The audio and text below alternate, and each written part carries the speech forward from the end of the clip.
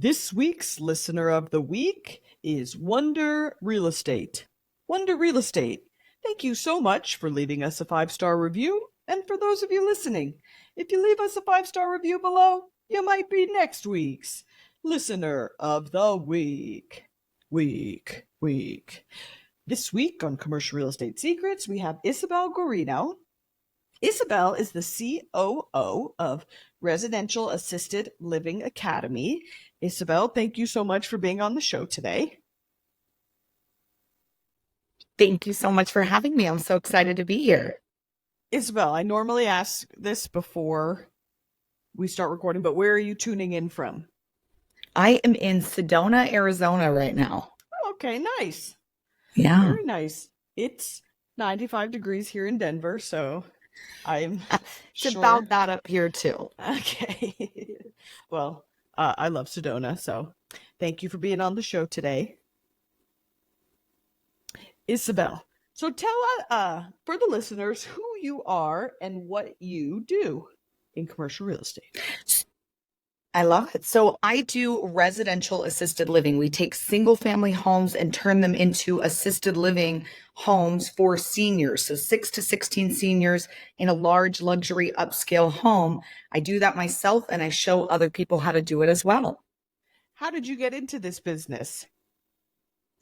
My grandmother needed care herself. So we were looking for a place for her and we were disgusted with all of the facility type options. So we were looking for an alternative and my dad had always been in real estate. And so it just made sense. Holy smokes. That's really unique. Yeah, I talk to a lot of definitely. people about a lot of different real estate, and that is, I know folks who own assisted living, Yeah. but and we'll get into that. Now I'm putting the pieces together that is a big box facility, and Yes. and you do what sounds like boutique or concierge assisted Yeah. living. Yeah. Residential style. Exactly. So what's your background and how long have you been doing this? We've been doing this we've owned and operated homes for about 14 years now. We've been teaching and training on it for the last 10 years. And prior to this, I was actually a flight attendant. So I had, watched my dad do real estate investing his whole life, and I was not interested until he got into this. And then I was like, what are you doing? And started learning with him. And I was his right-hand gal for about 8 years. He passed in 2021. And since then, I've kind of just taken it and we've grown 10x. So it's been amazing. Holy smokes. I as someone who learned everything from their father, Yeah. uh I empathize that he's no longer with us, but I'm sure he's very proud of you, and Thank you. who better to learn from than the person who literally cares about you the most. Yes. So so your dad got into it because his parent needed a facility and he Yeah. just decided to do it himself. Yeah, like literally we were shopping for other facilities. Everything was expensive, had waiting lists, smelled bad, food was bad, care was bad. And we just started asking ourselves, like, is there no other option? Is there nothing else?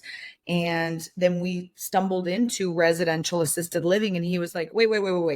I'm going to pay 5 grand a month for her to live in one of these, or I can own the real estate, operate the business, cash flow 10 grand a month, and she can live for free. It only made sense to get in. So with no one showing us what to do, we made so many mistakes along the way, but jumped right in, purchased an up and running residential assisted living home. Okay. So you buy the real estate. Yeah. Do you then hire an operator or are you the operators? So you hire a licensed administrator. It's kind of like a property manager in real estate world, right? And they're doing the hiring, firing, onboarding, training of your caregivers.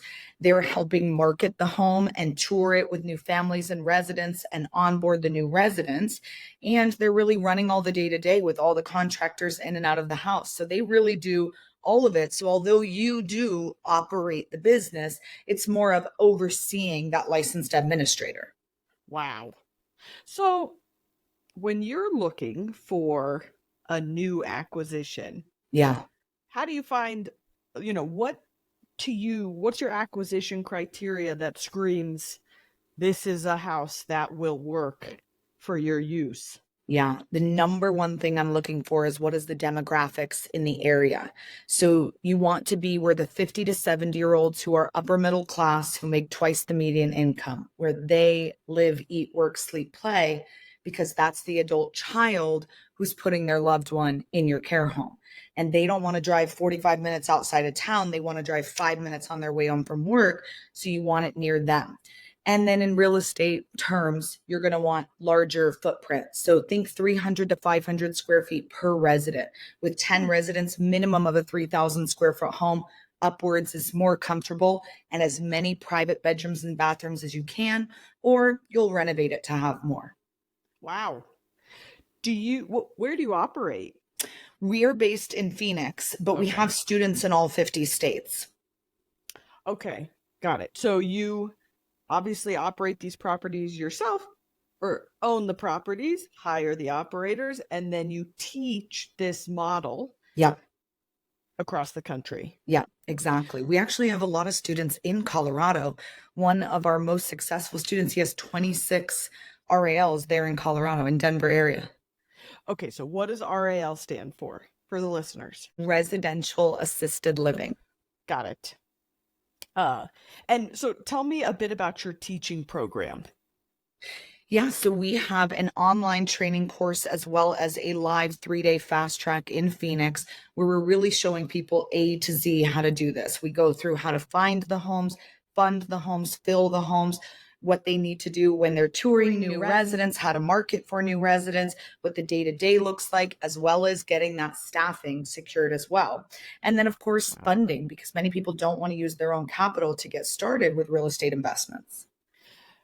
How do you fund these? I know like the lending environment's interesting right now. I'm curious what that looks like for you all.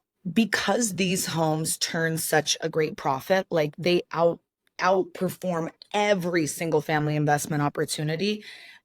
It's actually quite easy for us to get funding because Wow. SBA 7A will not only cover the house, the reno, carrying costs, and business money, right? Like to keep you afloat for a minute. So SBA is fabulous for this. We also do a lot of syndication, private money, and occasionally hard money, but SBA and syndication and private money is really the way to go. Holy smokes. It's really smart. Yeah, it's a lot of fun too, because you're making good money, but you're helping people in a really important time of life. And people feel a lot of emotions during this time. So you get to help really serve a population that needs you. Um, I love our elders and I just empathize with them and I recognize well I won't dive into my emotional state right now. Tell me about the trends in senior living, how they've evolved since you started in the business to now. I think that there are so many more people getting into this business because of the baby boomers coming into the market. Right now it's still the silent generation, but we're just starting to see the boomers come in. And so Wow. that's double the amount as far as generation, right? 47 million silent generation, 76 million baby boomers. And we're currently 1.3 million assisted living beds short in our country today. They're only building about 50,000 beds per year. So this is a massive crisis that our country is going to be facing. Families are going to be facing. So in 10 years ago, it was hard to find other people who were doing this when we were asking for help and saying, well, what's everybody else doing? How do we do this or do that? There was no one there to help us. There was barely anybody in this. And now every day I meet new people who are jumping into this and adding it into their portfolio. It's so forward thinking. My grandfather bought the first warehouse in our family in the 80s, Mm, and my dad caught on in the late 90s and this was way before e-commerce just completely changed the world in warehousing. yeah. And I just think I think back at my dad and my grandfather, and I'm like, holy smokes, you guys were Ahead of their time. 100%. Like Yeah. how like warehousing was never a glamorous asset Yeah. until the last 5-10 years. Yeah. And it sounds like residential assisted living is like another frontier in commercial real estate, that it's like, of course, like people are living longer. The baby boomers, there's so many more of them. Yeah. And supply and demand. Yes. You always want that on your side, and you want to be looking ahead of the curve and getting in right now in something that you can build your brand, build your reputation. So when, the time comes, you can package it up, sell out, or, own the market because you have the longevity in the business. So that's probably a beautiful thing for you guys too, is you've been making money the whole way and it's only been increasing over time. And that's incredible. Hey, I didn't write the playbook or come up with the ideas. I'm just playing the game. So, Yeah. but it's cool and uh fun to learn from Yeah. pros and people ahead of their time. Yeah. Can you tell me what a construction project looks like in one of these properties when you buy Yeah. it? Yeah, there's really like four ways to get started, and one of them is a custom ground up build. So if you are in a state like a Texas and Illinois, Ohio, New Jersey, where you can have 16 residents in a home, it's going to be very hard to find a single family home that, no matter how much renovation you do, can do that. So custom ground up builds are amazing for that. Depending on where you are in the country, it could run anywhere from $1 million to $3 million. We have students all along the way. But again, the beautiful thing is it doesn't have to be your own capital. And when you know the home is going to be cash flowing with 16 residents, the cash flow should be around 25K a month net take home to you as the owner operator. And that's a beautiful thing. Wow. Let me ask you. So say you buy a property and maybe you develop it or maybe you renovate it. Mhm. How do you get the first or second resident, and how do you build trust, right? Mhm. There Yeah. how do you break the ice? That is such a good question. And I've actually never been asked that on a podcast. So I love that you're thinking that, because the first one is the hardest because it's so awkward. Nobody wants to be the first one to move into an apartment complex, let alone an assisted living, right? Yeah. So it is really difficult to get that first one. And truly the key is when you're doing that marketing, be marketing day one. Like the moment you break ground, the moment you start the reno, start marketing so that day one, you're not just having one person move in, you're having 3 or 4. So automatically they have people. If you wait and you're marketing later, then you will have that one person moving in alone and they're going to be really like uncomfortable for a minute. But also they're basically getting one-on-one care Right. at a lower rate. So they're not mad on the care side. They're more like, when are friends coming? When am I going to be able to experience that side of this? I'm sure there's like a really beautiful community aspect to it. Like people become friends or Yes. maybe date. I'm like, They do definitely become friends. And it is end of life care. The average stay in a home is 3.5 years. So most of them are there until their end, right? Until they go to heaven or heaven, as I say. Um, and that's okay. Like this isn't, most people aren't moving into assisted living for fun. That's not why you go in. It's because you're no longer safe living at home alone and there's no one that at home who can take care of you. So you need this assistance, you need this care. And so it really is something, once you're there, you do want to be able to make friends with other people who are like you, who need that help. But you're still a human at the end of the day. You still have social and emotional and spiritual needs, not just physical needs.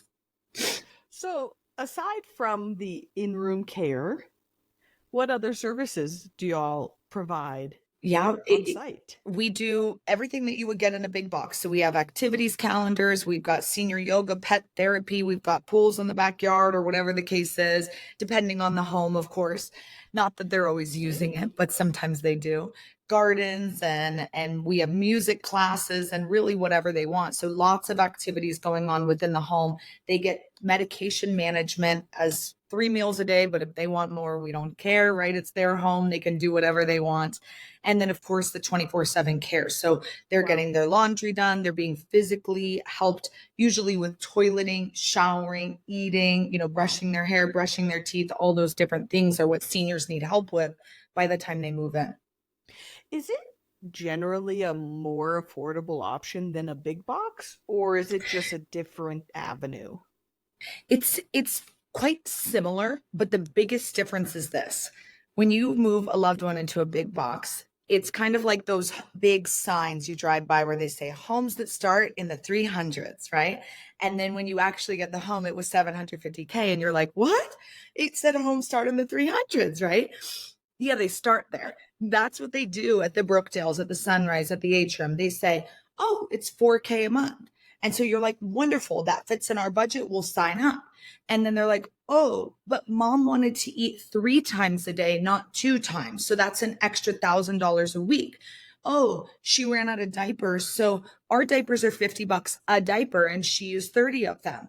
And then boom, boom, boom, boom, boom. Now you get your bill at the end of the month and it's 8 grand. And you're like, "What happened?" And they're like, "Oh, well, all these things are add-ons." So they really, a lot of times, trick people coming in the door, and then they get those first bills. And 80% of our residents come from big boxes. Wow. That's how bad the experience is, that people are searching for other options. And you've probably driven by 1,000 RALs and never knew what they were because there's no big sign. It's just a residential home. And so we really have a hard time getting that marketing out there to say, "Hey, come over here. We're the better option. We're the Airbnb to the hotel." Wow. That's cool. I Yeah. love it. So, how can a real estate investor, we have a lot of inv- investors who listen to this podcast. How can they take advantage of the opportunity of more, the senior housing shortage and just longer lifespans in general? Yeah, I think in anyone who I talk to about this, I say find out what speaks to you. If it is being an owner and operator of an RAL, amazing. Go that direction and we're happy to help guide you. But if that's not your cup of tea, find something that will aid the baby boomers over these next 20 years because they've been driving our economy for the last 70 plus years and they're going to continue to drive it until they're not here. So when people say follow the money, we should change that. Follow the boomers because they hold the wealth, they hold the real estate. So maybe it's you're buying up the homes that they're selling when they move into assisted living. Maybe you're getting into the diaper industry, the medical bed industry, the staffing industry, whatever the case is. Do something that follows the money. I love that. I think it's so fascinating. I learned recently that, um, and you kind of touched on this, senior housing, they like to build it on major roads because Mm-hmm. seniors generally can't, they don't hear as Yep. well, so Yep. the sound doesn't bother them, and then they want to be in a convenient direction for their family Yep. and location, so that it's easy to visit them. Absolutely. It's Location is everything. It's real estate at the end of the day. hey, very cool. I'm enamored by this, so I love what you're doing. Awesome. What makes you happy with your day to day in commercial real estate? I would say on me owning these, I would say the impact that we have on the caregivers, the seniors, the families, like being able to do good and do well. Cash flow is amazing, but you can make that doing so many different things. But Sure. not a lot of ways make you feel good at the end of the day. And this is one that I have that equal balance. On the education side and showing people how to do this, it is the most rewarding thing to any mentor when you take action and you go do it. And when I get a student who texts me, calls me, sends me a DM, and they're like, "We're having an open house. Can you come visit?"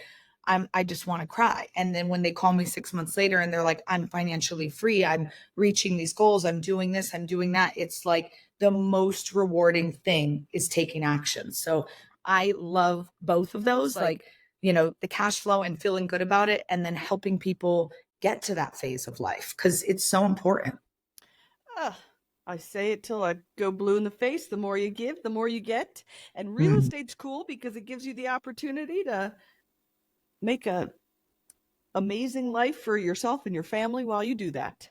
Amen. So, yeah. So, Isabelle, where can the listeners find you, follow you, and learn about Residential Assisted Living Academy? We're on all social media at RAL Academy. And if you want to schedule a call with me or the team, grab a free book, grab a webinar, whatever you want, go to RAL101.com. Awesome. Isabelle, thank you so much for being on Commercial Real Estate Secrets. And for everybody listening, we'll see you next week. Thank you for tuning in to Commercial Real Estate Secrets. If you have found our podcast to be valuable, please be sure to subscribe, rate, and review on your favorite streaming platforms, and make sure to follow us on social media at Aviva Real Estate. For brokerage services or to get in touch with us, head over to thewarehousehotline.com and submit a contact form. My name is Aviva. This is Commercial Real Estate Secrets. We'll see you next week.